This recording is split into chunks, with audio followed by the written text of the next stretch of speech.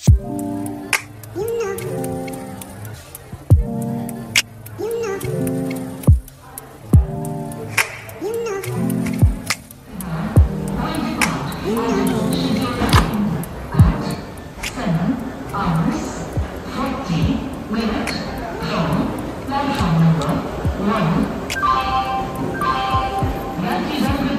Station থেকে তো বন্দে ভারত অনেকবার ধরেছি, এবার সেই বন্দে ভারতটাই যাচ্ছে না, তা বাদে স্টেশনটা অমৃত।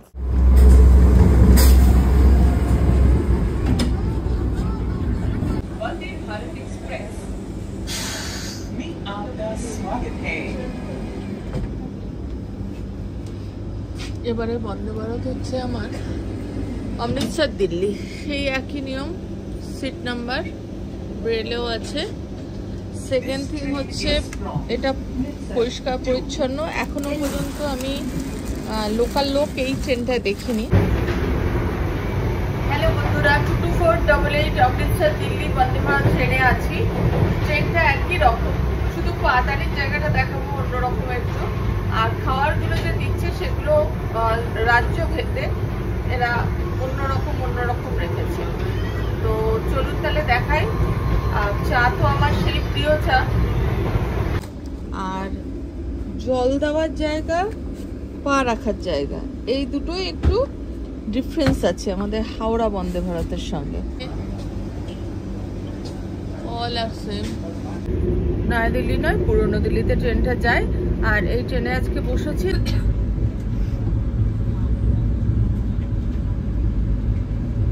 বৃষ্টির জলে ভিজে ভিজে এই কদিন অবস্থা খারাপ। ট্রেন ছেড়ে দিয়েছে, চা খাবো এখন। এখানে বন্দে ভারতে ব্রেকফাস্টে কিন্তু উপমা, পোহা, মানে ওই চিড়ের পোলাও, উপমা এইগুলো দেয়। আর দুপুরে দেবে পনির লাঞ্চে। তো খাওয়া দাওয়ার গুলোও কিন্তু স্টেট ভেদে আলাদা।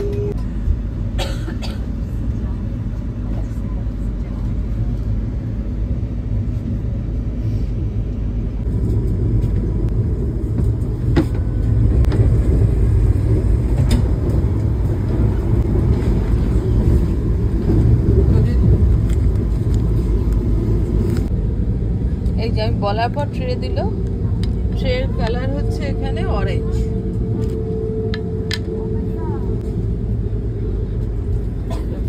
খবরের কাগজ, জলের বোতল,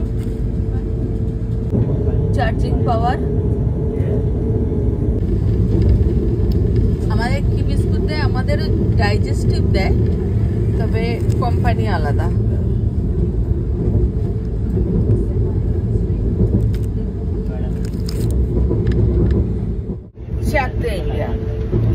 যেহেতু অমৃতসর থেকে বন্দে ভারতে উঠেছি, ভেবেছিলাম যে এখানকার চাটাও পাতিওয়ালা দেবে। আমি ভাই বাঙালি মানুষ, দুধ চিনি দিয়ে চা ভালোবাসি।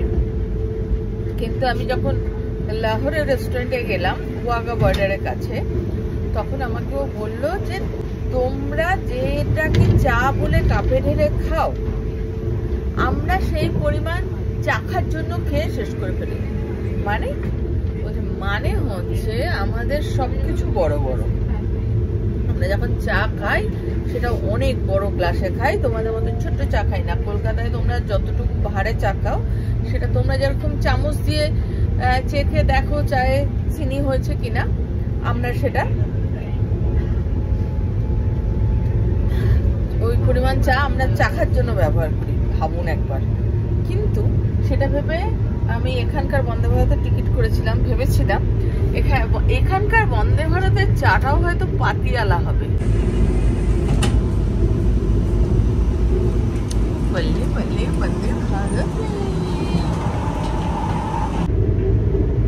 আমার ওখানে বন্দে ভারতের চাও যেরকম, এখানকার বন্দে ভারতের চাও সেরকম। তফাৎ শুধু কোম্পানিতে। ডাইজেস্টিভ বিস্কুট ওখানেও ছিল, এখানেও দিয়েছে, শুধু কোম্পানিটা আলাদা। ঠিক আছে, এটা হচ্ছে চায়ের কিট, পেপার। হিমালয়ে যাওয়ার সবকটা রাস্তায় অমৃতসর থেকে বন্ধ। এখানকার ব্রেকফাস্টটাও চেকে দেখার ইচ্ছে আছে, দরকারও আছে। সকালবেলা বেরিয়েছি কারণ 8:20-তে ঠিক অমৃতসর স্টেশন থেকে ট্রেনটা ছাড়ি। তো ব্রেকফাস্ট নিয়ে নিয়েছি। আগে অবশ্য টিকিটের সঙ্গে ফুড অ্যালাউ মানে ফুড লিখিনি। এই বন্ধুরা, আমরা এখন বিয়াস স্টেশনে পৌঁছচ্ছি। বিয়াস একটি নদীর নাম, আর এই বিয়াস নদীর জলোচ্ছ্বাসের কারণেই হিমাচল বিচ্ছিন্ন হয়ে গেছে অমৃতসর থেকে। আর এই বিয়াস নদীতে বান ডাকার কারণেই আমরা স্পিতি ভ্যালিতে এখন ট্যুর দিতে পারছি না।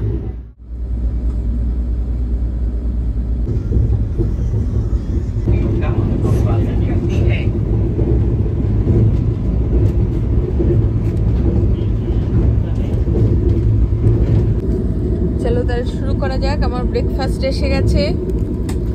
আজকের বন্দে ভারত অমৃতসর টু ওল্ড দিল্লি। আচ্ছা, টিকিটের সঙ্গে আমি ফুডটা তখন করিনি, পরে আমি আলাদা করে নিয়েছি, তাতে খুব একটা কিছু অসুবিধা হয় না। এখানে ওরা জিজ্ঞাসা করে নেয়। মেনুগুলো দেখতেই পাচ্ছেন। আচ্ছা, এটা সুজির উপমা, ঠিক আছে। এটা হচ্ছে মাদার ডেয়ারির দই,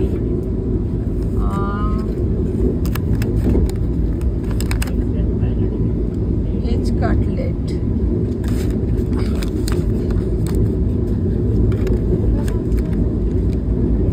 এটা একটা সোন পাপড়ি, ঠিক আছে।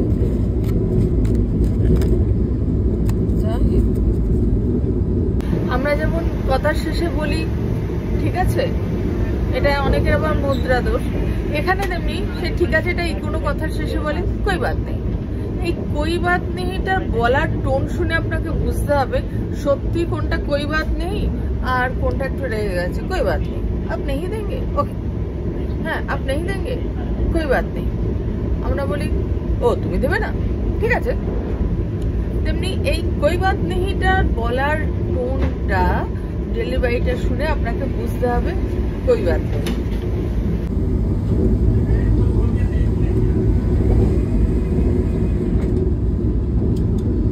থামছে জলন্ধর স্টেশনে, প্ল্যাটফর্মে ভর্তি লোক। এখান থেকেই হয়তো ম্যাক্সিমাম লোক উঠবে ট্রেনে। প্রথমে জলন্ধর, তারপরে ভেজ কাটলেটের স্বাদটা একই রকম আছে। আমাদের হাওড়া বন্দে ভারতের যেরকম, অমৃতসর বন্দে ভারত ভেজ কাটলেটের স্বাদটা প্রায় একরকম, মানে মশলাটা একই রকম আছে। আর আমরা ব্রেড পাই ওখানে, এখানে হচ্ছে এখানে কাটলেটের ভিতরে কিন্তু ছানা দেখতে পাচ্ছি,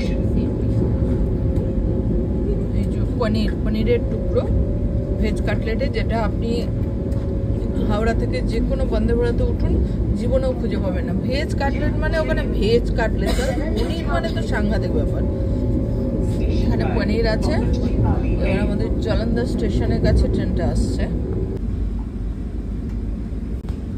পরে খাবো বলে রাখলাম।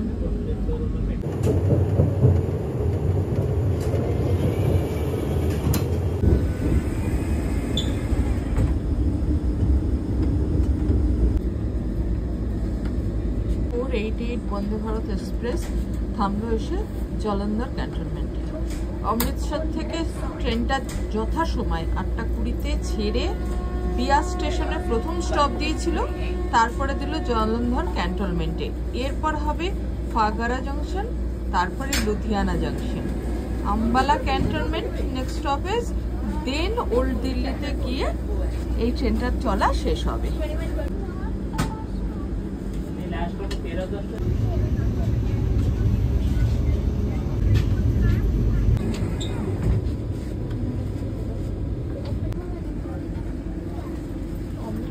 ছাড়ার সময় ট্রেনটা ফাঁকাই ছিল। ধীরে ধীরে বিয়াস আসার পরে বেশ কিছু লোক উঠলো। এবার এই স্টেশনটা হচ্ছে গোয়াঘাট, এটা বেশ অনেক লোক উঠে গেল।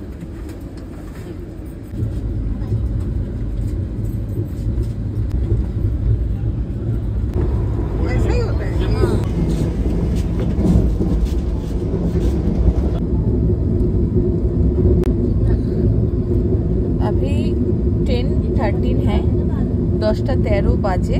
আর গাড়ির স্পিড হচ্ছে ঘন্টায় এখন 110 কিলোমিটার। সামনে লুধিয়ানা স্টেশন, 10:16 লুধিয়ানায় পৌঁছে যাবে।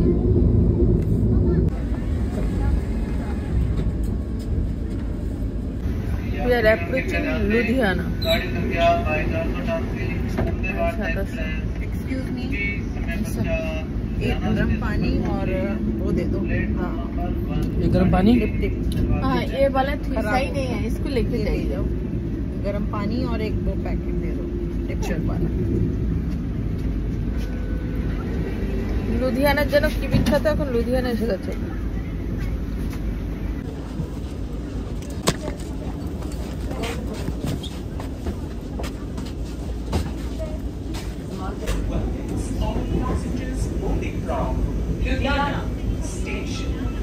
কত ভারী ভারী সুটকেস উঠলো।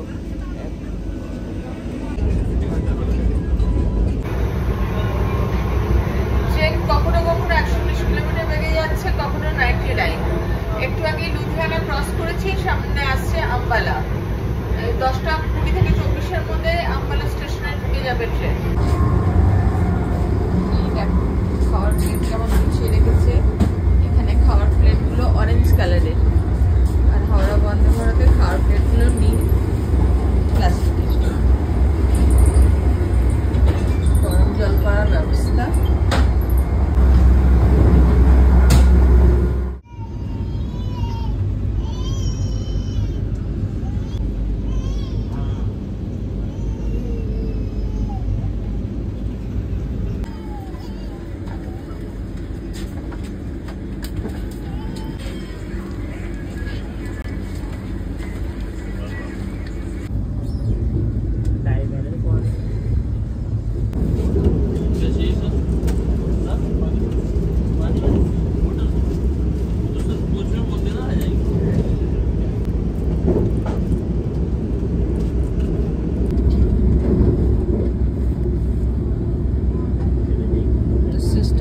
अच्छा है फीडबैक लेने का।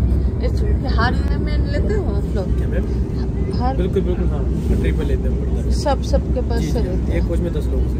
ठीक है, थैंक यू।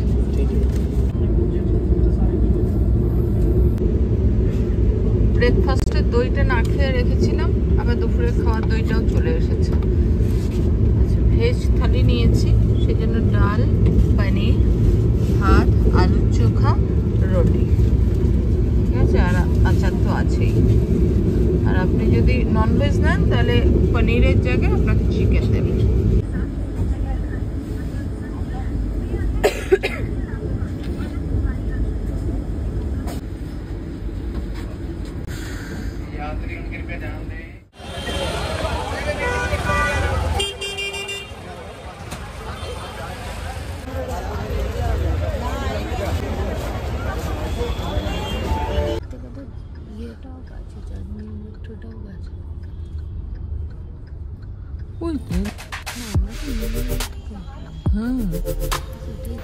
কাল রাতে ক্যালকুলেট করে ট্রেনের টিকিট কেটেছিলাম, যাতে দিল্লিতে নেমেই তারপরে আমি জয়পুরে যাওয়ার ট্রেন ধরতে পারি।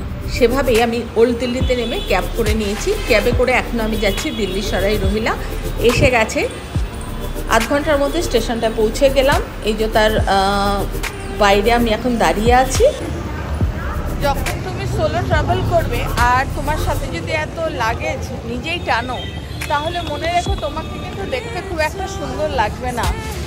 লাগেজ টানা, এক জায়গা থেকে আরেক জায়গা, অচেনা জায়গায় সময় মতো গিয়ে পৌঁছানোর লাগেজটা মাথার মধ্যে টানা, এই সমস্ত টেনশন এবং শারীরিক বোঝা নিয়ে তোমাকে পৌঁছতে হবে নিজের ডেস্টিনেশনে। সুতরাং চলো আমি তোমাদের দেখাই কিভাবে এলাম। তাহলে আমি ওল্ড দিল্লি থেকে চলে এলাম। এই স্টেশনটার নাম হচ্ছে দিল্লি সরাই রোহিল্লা। এই স্টেশনটায় চলে এলাম। আমার 170 টাকা উবেরে নিল। অটো ফটো না নিয়ে সোজা ওল্ড দিল্লি থেকে উবের করে চলে এসেছি। রুম নাম্বার ফ্ল্যাট সব বলছি, শুধু প্ল্যাটফর্ম কথাটাই মাথায় আছে না। প্ল্যাটফর্ম নাম্বার 8 আমার ডবল ডেকার ট্রেন তাহলে বন্ধুরা, যারা এখনও আমার চ্যানেলে সাবস্ক্রাইব করেননি তারা অবশ্যই সাবস্ক্রাইব করে বেল আইকনটা প্রেস করে দেবেন। এর পরের ভিডিওতে আমি দেখাবো কেমন লাগলো প্রথমবার ডবল ডেকার ট্রেনে চড়ে জয়পুরে যেতে।